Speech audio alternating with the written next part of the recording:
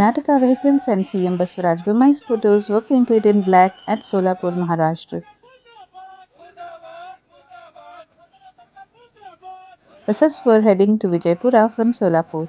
The Northwest Karnataka Road Transport Corporation on Wednesday suspended its services to Maharashtra after reports emerged of some buses being defaced and damaged in the regions bordering Belagavi district.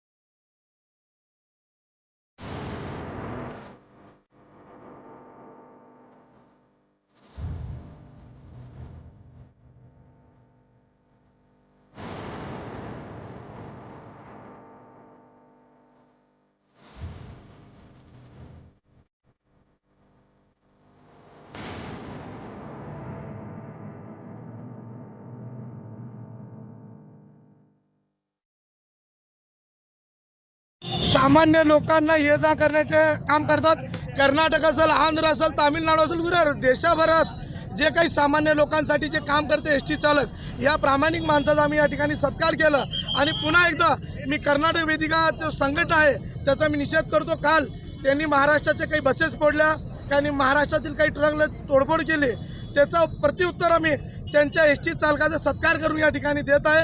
येणाऱ्या काळात जर अशी तुमची अवस्था असेल तर महाराष्ट्रात येणाऱ्या कर्नाटकचे अधिकारी असेल, मंत्री असेल, त्यांच्या गाड्या आम्ही फोडल्याशिवाय राहणार नाही. कारण एस टी फोडणारी प्रहार नाही, कारण सामान्य व्यक्तीला गावातून शहरात आणण्याचं काम एस टी करतं, राज्यातून राज्यात नेण्याचं काम एस टी करतं. त्यामुळे आम्ही एस टी फोडणार नाही.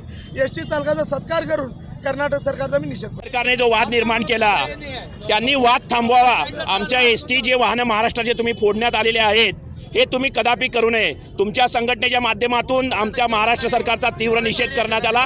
आम्ही तुमच्या कर्नाटक सरकारचा तीव्र निषेध करतो. आज मुंबई सरकारचा जो फोटो आहे याच्या तोंडाला काळं करण्यात आलं.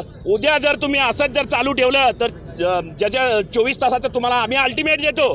24 तासानंतर तुमचे येणारे जे आहेत गाड्या त्या उद्यापासून फोडण्यात येतील हे या माध्यमातून सांगू इच्छितो. प्रहार जनशक्ती पक्षाने हे जे आहे ते आता सुरुवात केलेली आहे. आता तुम्ही याचा एंड करा, हे विषय जर थांबवा, अन्यथा तुम्हाला याची किंमत मोजावी लागेल. Most unfortunate these incidents are happening.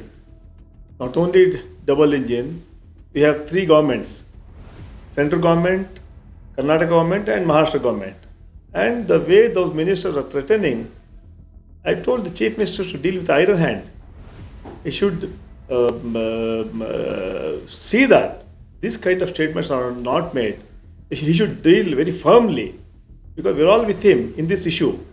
He should take the opposition into confidence. But I'm sorry to tell you, till now he has not called a all-party meet in this issue. The government had appealed to them, call immediate all-party meeting, so we'll strengthen you.